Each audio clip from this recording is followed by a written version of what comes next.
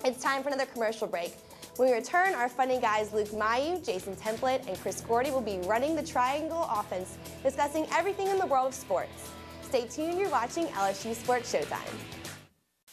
Welcome back to Sports Showtime. Jason Templet here, joined by my go-to guys, Chris Gordy and Luke Mayu, as we attempt to run the Triangle Offense. First topic, let's get right into it. Butch Pierre going to be retained as an assistant coach here at LSU like he was under John Brady, but under Trent Johnson. Now, Gordy, is this the right move for this program? I think it's a bad move, Jason. I mean, you look at the facts. Butch Pierre, he's known around the country as one of the best recruiters, but the bottom line is, who's he brought in other than Glenn Davis, Tyrus Thomas? You look at the guys he's lost out on: Greg Monroe, DJ Augustine, Darrell Arthur, Chris Duhon. The bottom line is, every time we look at Butch, we're always going to be reminded of John Brady. I think with Trent Johnson coming in, he's a new face, and you don't want to be reminded of that at all. You want to start the program over new and fresh. So I think it's a bad move.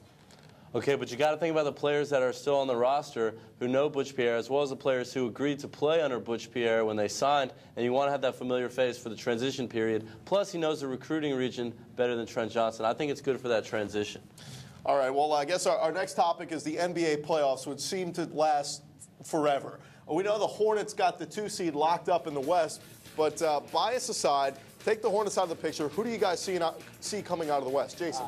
It hurts me to say this, being a New Orleans native, but I got the Suns. Bringing the Diesel in, the big cactus, the big Aristotle, whatever Shaq wants to call himself. You know, he did Kazam, made candy fall from the sky. But that trade was huge. They brought him in for the playoffs, and they're going to have revenge on their mind when they take on the Spurs this weekend. They got cheated when Rob Orr took a cheap shot on Steve Nash, and the Spurs benefited from a cheap shot. That really wasn't fair, and they're going to make the Spurs pay this time around. They're so diverse. They have a Canadian in Steve Nash, a Frenchman in Boris Diaw, a thug in Roger Bell, and a beast in Amari Stoudemire. They just look like the better team right now, and I think they're going to definitely take the cake. Okay, Jason. But what they don't have is they don't have the Black Mamba and Kobe Bryant, who is my MVP candidate, the best late-game finisher. They don't have the big Spaniard in Pau Gasol, which was the real big-time deadline deal that's going to set the Lakers into the finals. In my opinion, I like the Lake Show. Their starting 5 is solid. Their bench is even better with Farmar, Vujicic, Walton, Turioff. I mean, the list goes on. And then, like I said, you got Kobe Bryant. So I'm going with Phil Jackson, the Zen, and the Lakers representing the West in the NBA Finals. I'm going to say no Lakers, no Suns. I go with experience, son, and that's the San Antonio Spurs. You look at Tim Duncan, Manu Ginobili, Tony Parker, the best trio in basketball. Every year they're in the playoffs, consistently dropping ratings across the nation. I expect it to happen again this year. Another great year at the office for backboard Tim Duncan. Expect the Spurs to be back there in the finals. Right, the Spurs definitely the defending champs. We all know the West is best. But what about the East? They got some good teams. Your hometown Atlanta Hawks out there. Well, okay, if they can get past the Hawks, I like the Boston Celtics going to the NBA Finals. They've won 80% of their games, which is pretty good, if you haven't heard. And then they've won every game by an average of 10.5 points, which is an NBA all-time record. They play the best team defense of all the teams in the field. And I don't think they're just going to win the East. I think they're going to win the whole thing, and they're going to beat the Lakers. And they got Big Baby on their team, so well, I mean, LSU love right a little there. weight, you know, and some weight. Yeah, I agree with Luke with the Celtics. I mean, in the West, they may be one of the most mediocre teams, but the bottom line is they're in the East. There's nobody else out there. You're going to tell me that LeBron James is going to take the Cavs on another run like they had last year? I don't think so. Maybe the Pistons could be up there, but they're just getting old, and I don't see them making their run. Bottom line is the Celtics, best team in the East.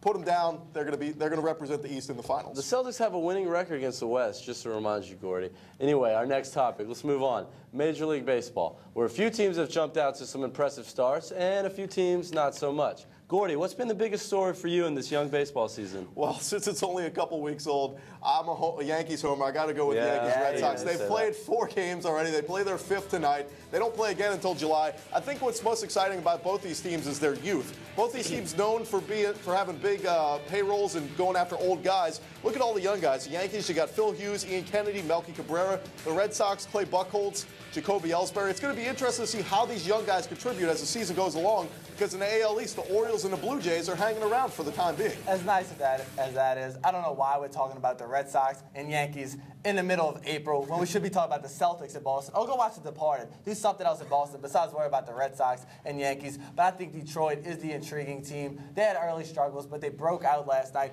They have a 3-game winning streak, and last night was the big night. Rock Cy Young winner CC Sabathia for 9 earned runs. Luke, I know you experienced a tough night since you had Sabathia on your fantasy team, but you also had Miguel Cabrera, who finally had more RBIs than he had hot dogs in one night, as he had 5 last night. That's right. My fantasy team's looking good because I got Miguel Cabrera, and I also got this guy, Derek Lee of the Chicago Cubs. 6 home runs. He's leading the Cubbies in offense, and they're in top 5 in all offensive categories. And a lot can be attributed to D. Lee, who's on pace for 65 bombs by the end of the season. And it's not just him getting the job done. The Japanese import, Kosuke Fukudome, hitting .353 for the Northsiders as well. So I think the Cubs are doing pretty well in that NL Central. Look, I think you just wanted to say Fukudome, just to get in that. But next topic.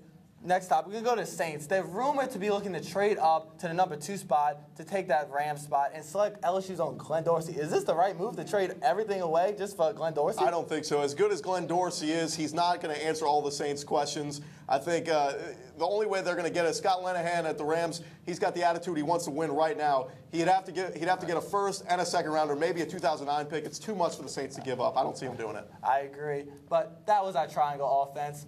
Hope you all have a great weekend. Enjoy the playoffs. Good night, Canada.